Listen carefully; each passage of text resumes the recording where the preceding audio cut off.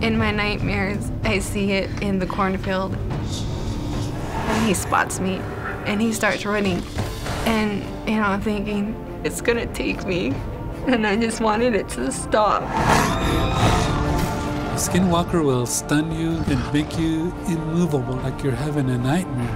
Everything just shuts down on you. The aliens try to convince you that they're not gonna hurt you. That's not the truth. They do all kinds of things to you that's very painful. You feel very violated.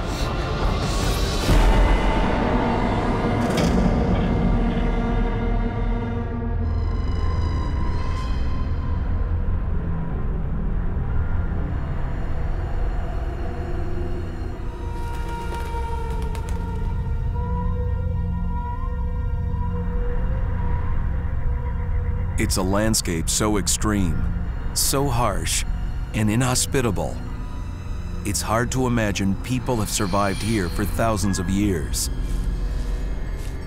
The desert is rugged country. And making matters worse, legends of evil residing especially close.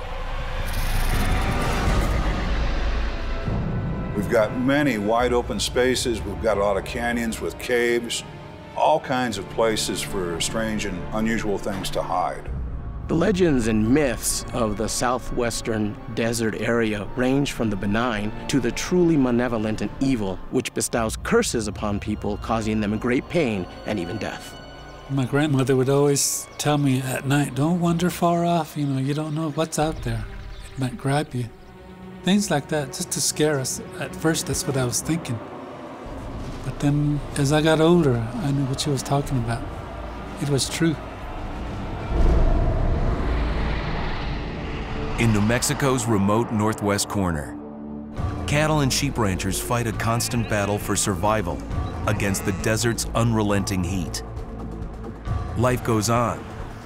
That is until something wicked comes to call.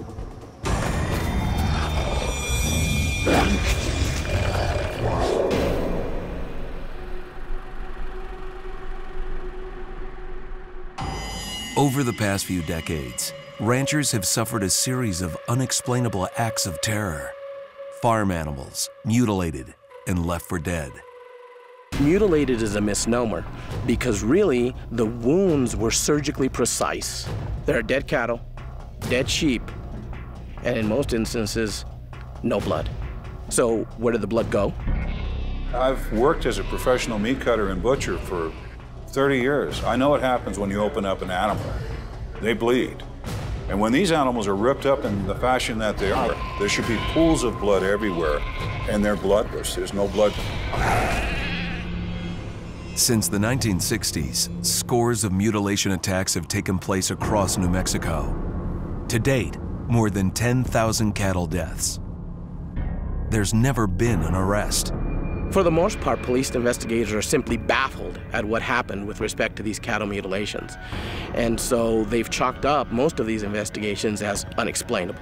They have no idea what happened.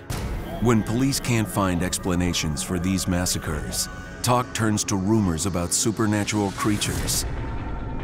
At the top of the list are two suspects, both believed to have the means and motive for carrying out such mayhem.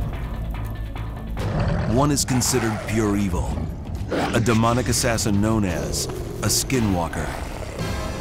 The other is an entirely different predatory beast. We'll travel deep into tribal land, where Navajos speak of Thunderbirds. Since the Western times, there have been sightings of Thunderbirds.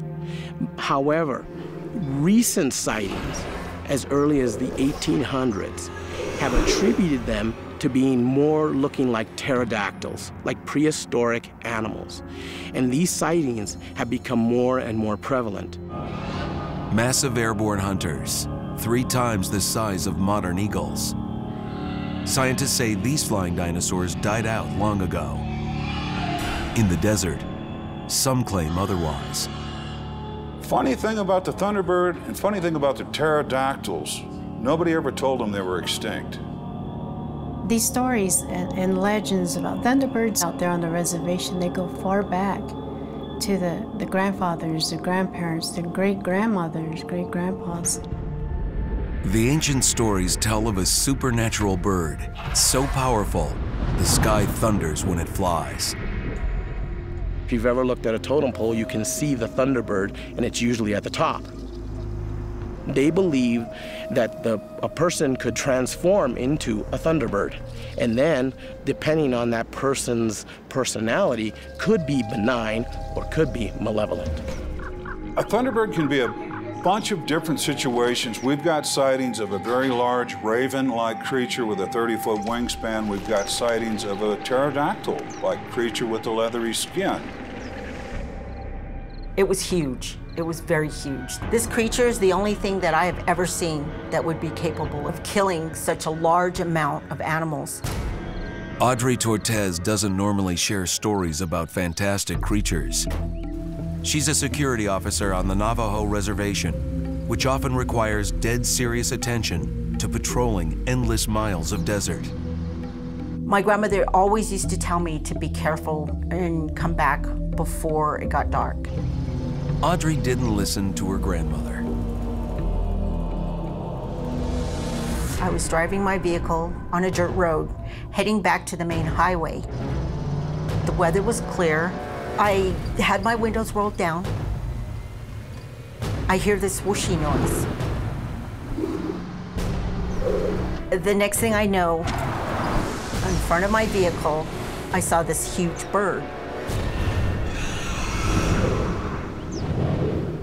I can describe it only as the color of maybe an elephant, the skin almost similar. It had no feathers, and it was flying a few feet in front of me. The wingspan was pretty big because it covered the full length of the road. I stopped my vehicle. I was shocked at what I had seen.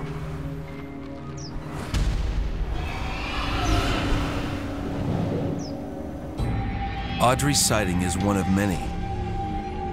She and Brenda Harris have never met, but live just 10 miles apart. Brenda grew up with stories of the Thunderbird. She never expected to see a flying monster. That day, I was just doing my normal errands, and I was driving down the road, and I just happened to look down the cliff there, and I just saw this thing flying across right above the river.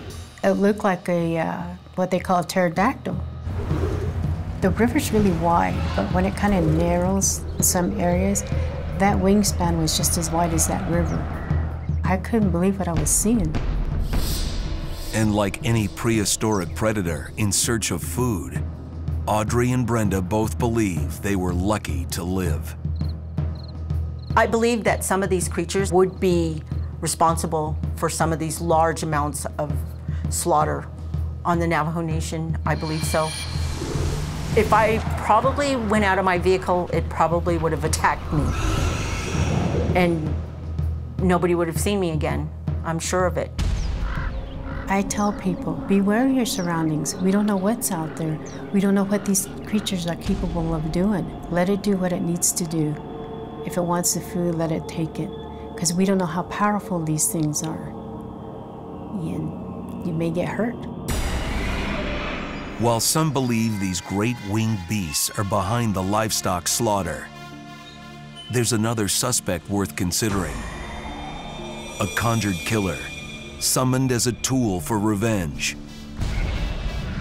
Skinwalkers, all frightening, all evil. The sheep were all piled up in one corner. Something very evil happened here last night. In a rural corner of New Mexico, residents claim to see the legendary Thunderbird. Some think this relic from the dinosaur age is responsible for a series of unexplained livestock massacres. Others say the real culprit is a monster made from magic. They speak in whispers about skinwalkers.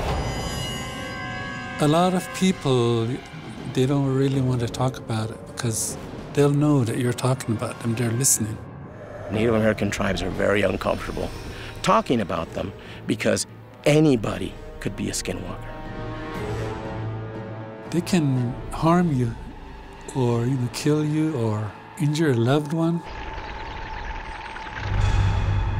75-year-old Native American Leonard Dan is a retired geologist, a living embodiment of the Navajo ways.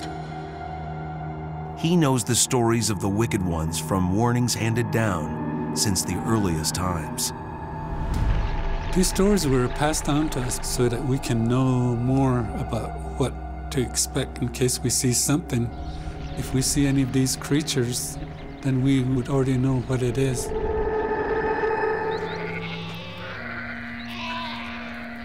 In 1969, the creatures the family cared about most were sheep. In the fall, Leonard, his young son, and his father were spending a pleasant day tending to the flock. They had been sheep herders for generations, and times were good. It looked like there'd be lambs and wool to sell that winter. It was about 150 head of sheep, small ones and big ones and lambs. My father had pinned up all the sheep. We locked the gate up and made sure that nothing can get in there to them. That night, something dangerous was lurking.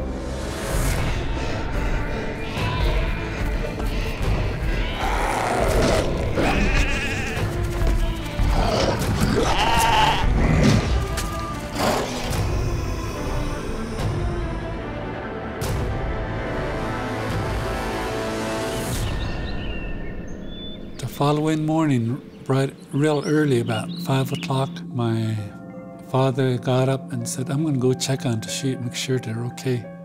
We all jumped in our vehicles and we went up there. Leonard's son went along too. And I looked inside the corral, and all the sheep that were dead were all piled up in one corner, like they were thrown over there. My son was really terrified, and this was his first experience, something like this. They're all dead. They're all dead. You kind of question yourself. You want to know who did it or what happened.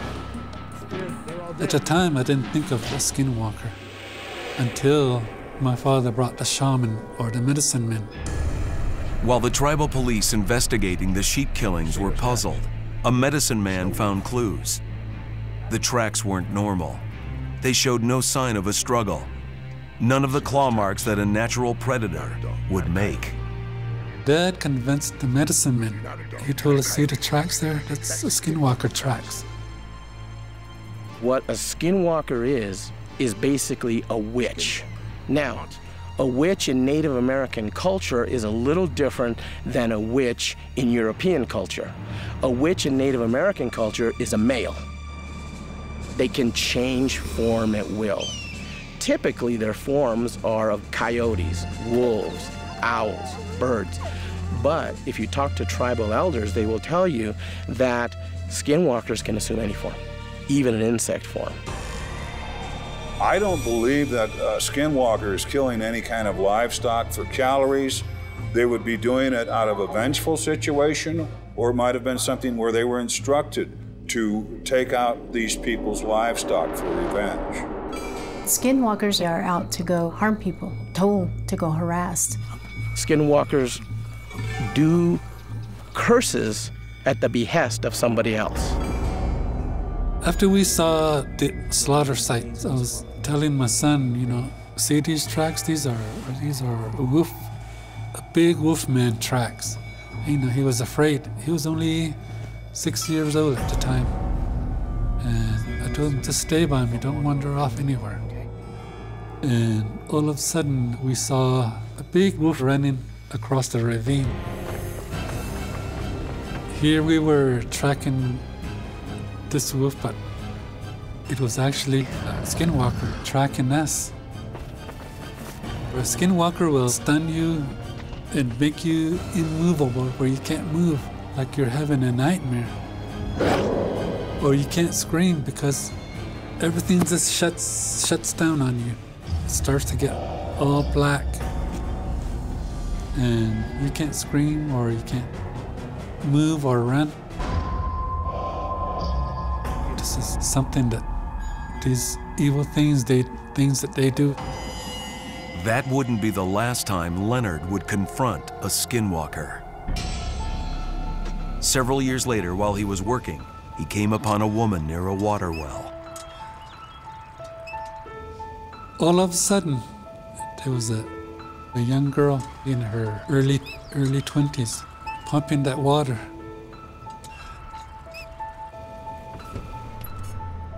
And it turned around to face me. And her face was something like a wolf. It was all darkened with white streaks, vertical streaks. And it looked at me, and I kind of got fear built up inside of me, and I kind of sped up the truck and I went. And I looked back in my mirror. It was gone. One of the scariest characteristics of a Skinwalker, and you'll hear that in Native American tribes, is that it can be anybody.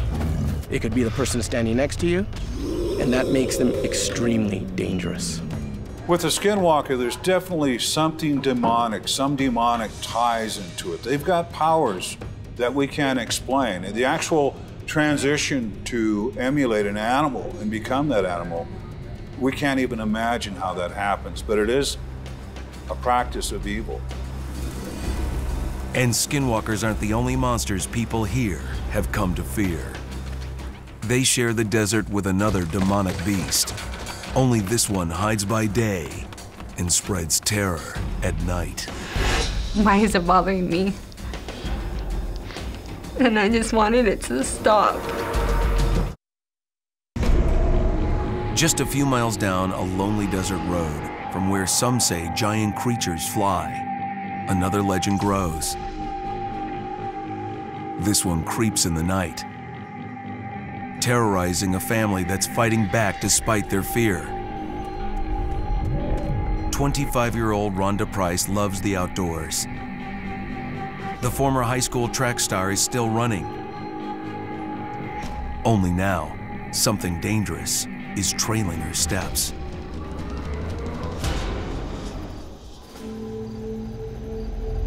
Late one summer night in 2012, Rhonda's desert solitude was shattered. Her date had gone later than expected.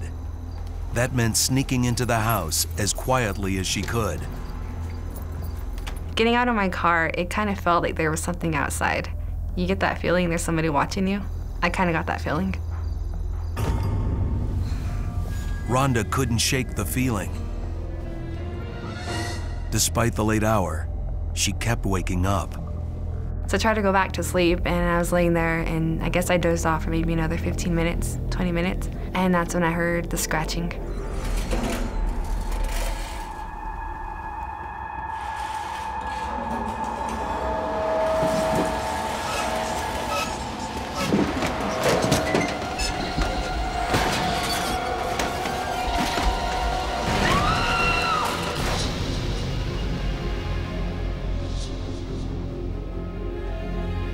I go to my sister's room and I wake her up and I ask her, can you come with me to my room? And I said, I heard something tried coming through my window. I said, go back into the room with me because I don't want to go in there by myself. And we don't want to turn the light on, so there's a flashlight on my phone. So we walk towards the window, and the little door on the AC, the air conditioner was pushed over.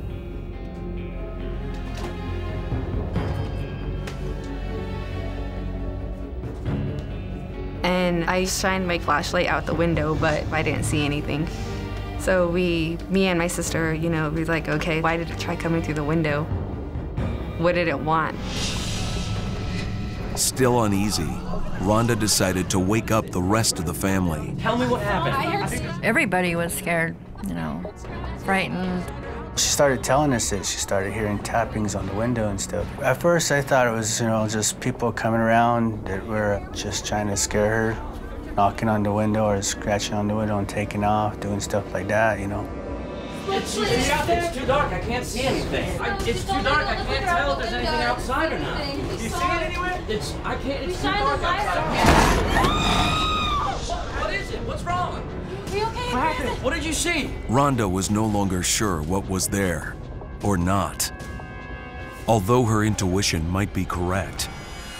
According to local legend, it may have been a beast called the Nightstalker.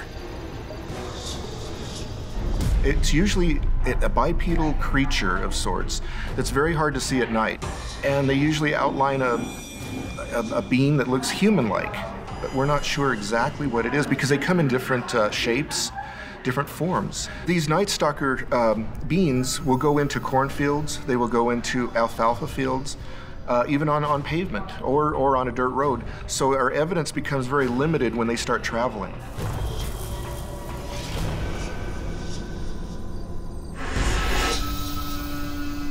Most of your traditional people are very frightened. They're not allowed to talk about it. They're not allowed to share information about it. It's taboo. The younger generation coming up, they're trying to get answers to what they're seeing, to what's going on. After that night, I had thought to myself, well, this was just a one-time thing. It's not gonna happen again. You know, I should be okay, but it's just constant thinking of, what if it comes back and what if it gets through my window this time? The next morning was warm and bright.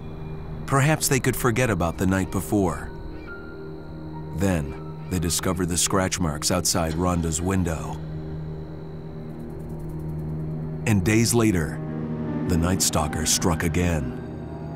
Me and the family were out of town. My dad was here with my sister.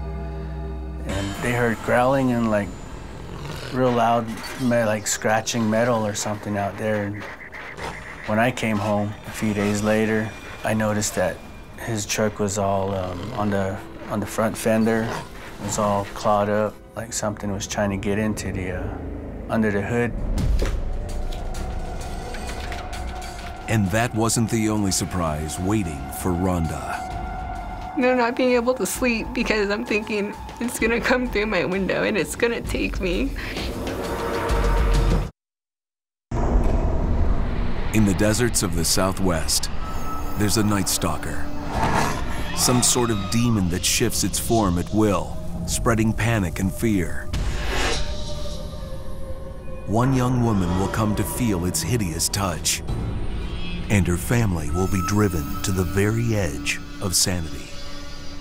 I go to my room, and I remember when I left, I closed my door completely, and I approached my door, and my door was open a little bit.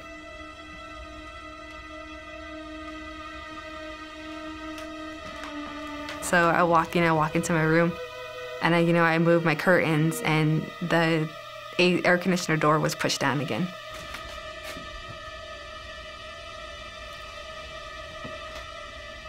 It came back. Why did it come back? I'm thinking, why is it bothering me? And I just wanted it to stop.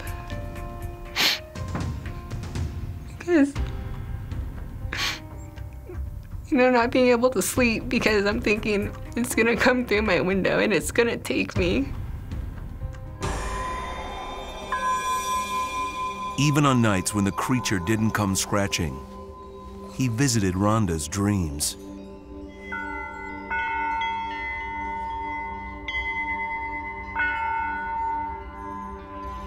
In my nightmares, I see it in the cornfield, and he's standing there and he spots me.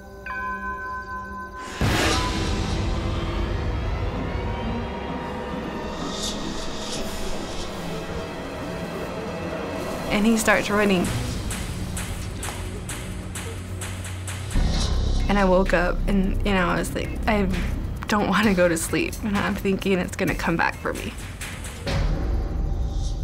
I'm scared that one night is just gonna come in and, just bust the window and come in and take Rhonda. All my kids are scared. I'm scared. I guess I'm just scared that, you know, it's gonna hurt her.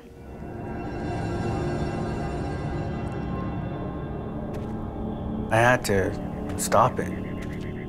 I was getting frustrated with it, you know, because my kids were scared, my wife's scared. And I started setting my alarm clock for the morning. And I would go out there and I'd had my firearm and I'd walk around the house.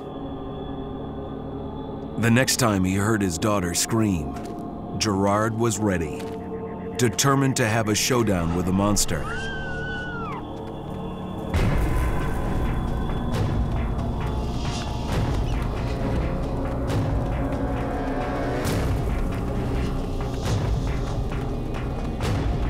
In our neighbor's cornfield, and they're midway through their field. I seen some red-orange eyes facing me, but there was really no shape or form. All I seen was the eyes.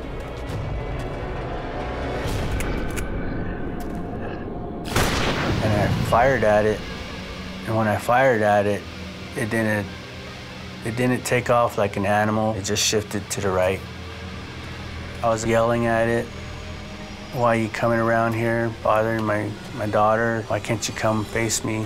I was really mad, and I was cursing it, calling it every name in the book. It ticks me off. It gets under my skin, and I want to get down to it and stop it. Despite her father's efforts, the Nightstalker found a way to leave its mark on Rhonda.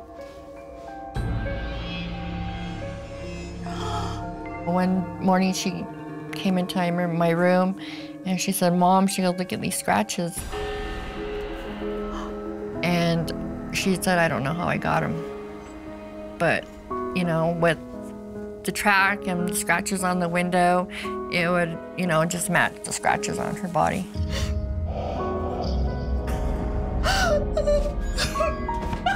It makes me scared that it could actually, you know, take her or harm her.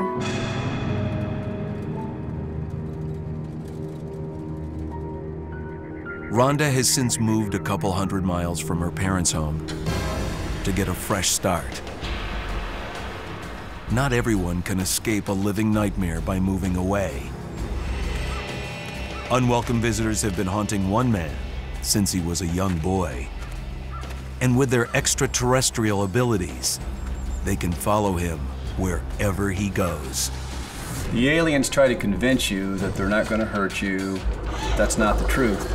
They do all kinds of things too that's very painful. They play mind games. There is one corner of the desert that carries a unique reputation for monsters and mysteries. A place where aliens visit from space. 75 miles north of Las Vegas is a 5,000 square mile patch of desert wasteland. It encloses America's most secret military facility, Area 51. The holy grail for millions concerned about aliens. It was built at the dawn of the nuclear age. Nearly 1,000 atomic weapons were tested here, along with top secret espionage and aircraft technology. Over the years, the very secrecy needed to protect US military advances has connected this remote stretch of desert with the mother of all monster beliefs, aliens from space. Some suggest that when atomic weapons began exploding in the desert sky, it spurred extraterrestrials to pay Earth a visit. Then in the late 1960s, a new alien experience emerged. They weren't just flying by for a look. Now they were taking us. UFO researchers say that alien abduction cases worldwide run into the millions. Brett Oldum is one of those cases. I've heard people tell me that, oh, I wish the aliens would take me. They don't know what they're saying. It's not something I would wish on my worst enemy. And it didn't just happen to Brett by himself. he and his girlfriend shared the entire dreadful encounter, losing the most precious thing of all to the aliens. When I first moved to Las Vegas, I was pretty excited to be out in this kind of terrain. I came from northeast Ohio with the bad weather and everything, and I was so happy to be out here with the palm trees and the nice weather. A gifted musician who played professionally in Las Vegas, Brett Oldum's life began to turn upside down in his early 20s. I started getting panic attacks, and all of a sudden, I didn't want to go outside. If I was in a large crowd, it would trigger a panic attack. It was really, really unusual for me to experience these kind of feelings, and I couldn't explain any of it. There was times that Brett was depressed, so something was bothering him, but I didn't know what it was.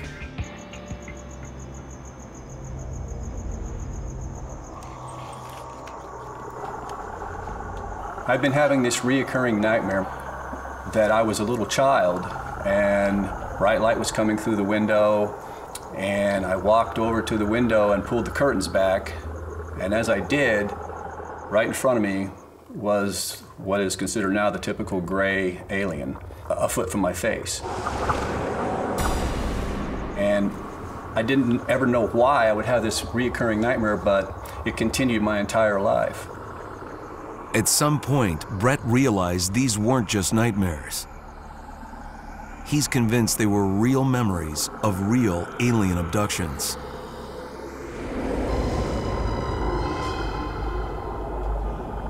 They always want to calm you. They'll come up sometimes and they'll put their hand on your forehead.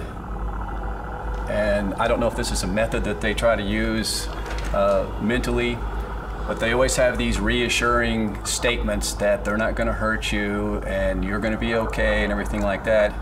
That's not the truth. They do all kinds of things too that's very painful. You feel very violated.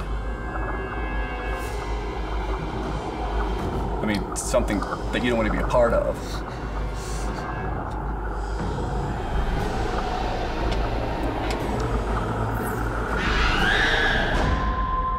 For years, Brett kept these abductions secret, even from those with whom he was closest.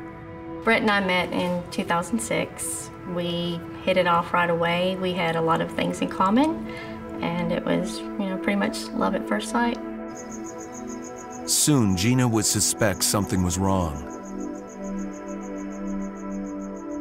Babe, wake up. Babe, wake up. You're having a nightmare. I would be woken up by him screaming, groaning, moaning. He was very upset. I'd never heard him sound like this before. It would make the hair rise on the back of my neck. I didn't want to subject anybody else, especially somebody that I loved, to this, and I didn't want to scare her. After 2 long years of bad dreams, What's going on with you? Brett finally told Gina the truth. Well, I didn't want to tell you because I don't want to scare you. It was very upsetting, and to know that someone I loved, my husband, had gone through this. Now that I know the truth and that he is an abductee, it frightens me because I know that they can still come and take him, and it also frightens me for myself. They could take me too. But there was one final secret. A memory of the single most horrifying abduction Brett had ever been victim to. It happened before he met Gina, when he and a former girlfriend were expecting a child, and they were abducted together. I'm scared. I'm frightened. I don't want them to come back.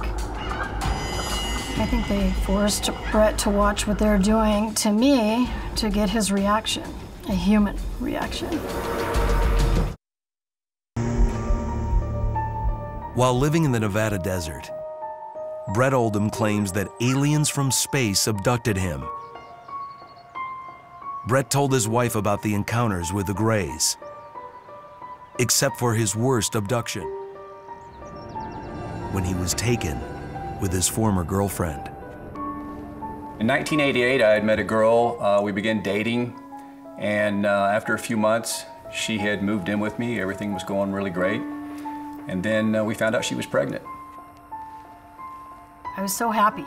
And my friends were all, they wanted to buy things, and we couldn't wait to do the bedroom for the baby, but we didn't know what it was going to be. It was typical mom stuff. Brett was very excited because that would have been his first baby. So we were really happy. We were all happy that we were going to have a baby. Brett had already confided in Diane about the alien abductions. But she had no idea the aliens would soon come hunting for them both. I'd been taken, abducted by these aliens by myself my entire life until I was 29 years old, until that night that my girlfriend and I were taken together. There was nothing unusual about that night. We went to bed. She had an old typewriter that she had placed beside the bed. And during the night, we were both awakened by a loud bang. I jumped up and I saw these three things. It was dark in our room, but you could tell they were gray. And they had these eyes that looked like almonds. They were huge. And then I closed my eyes and shook my head to wake up because I thought, well, maybe I'm dreaming. You open your eyes and you're in shock that you're seeing these creatures in your room with you. I was so scared, I couldn't move. I didn't believe it was real. And then the next thing I know, I was out. I mean, completely out.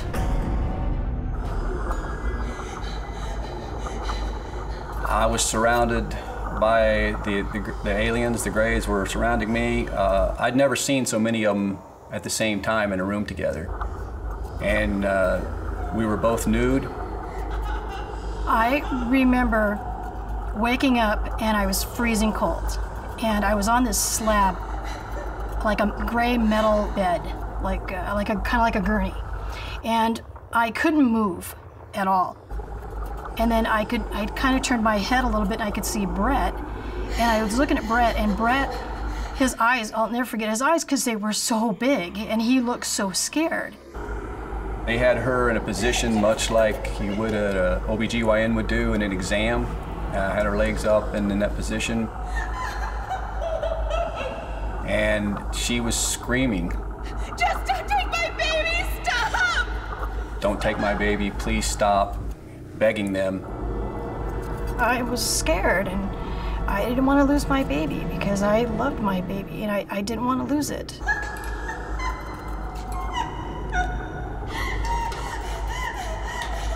After the aliens took the fetus from her and forced me to watch it, I basically just went berserk. I was so angry. I was so wanting to hurt them. If I could have killed one of them, I probably would have.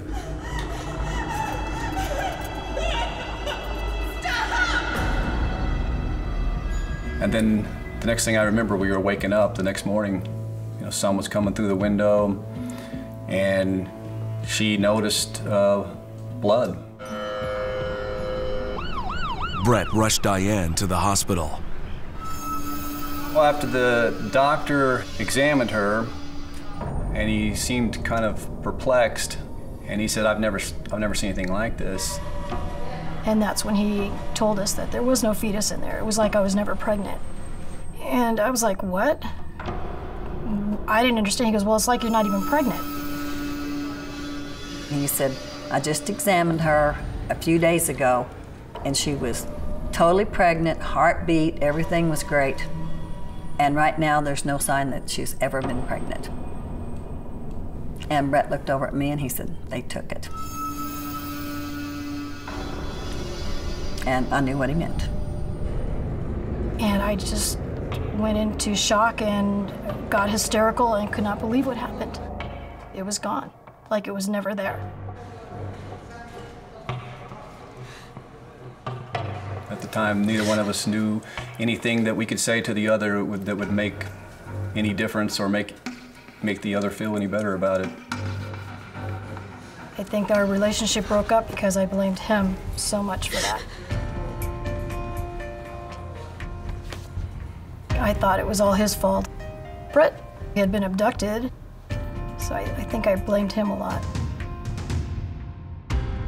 The Greys have plagued Brett most of his life. Now they had stolen a chance for him to be a father. Years later, when Brett was abducted again, the aliens had someone or something they wanted him to meet. I was led into a large area that I'd never seen before, and then from the light down the hallway, I see a figure come out of the light. As it got closer to me, I realized that it wasn't a normal alien. It appeared to me to be like a hybrid, and it seemed female. As it got close enough for me, I could see that it was carrying a child that looked very much like it. And the child just looked up at me, and the female telepathically said, "This is your child." And she just had the sweetest look on her face, and even though she was not human, I still felt some kind of connection to her. And a part of me kind of believed that maybe that was indeed something that I had created, a child. A part of me was in the DNA of that alien being.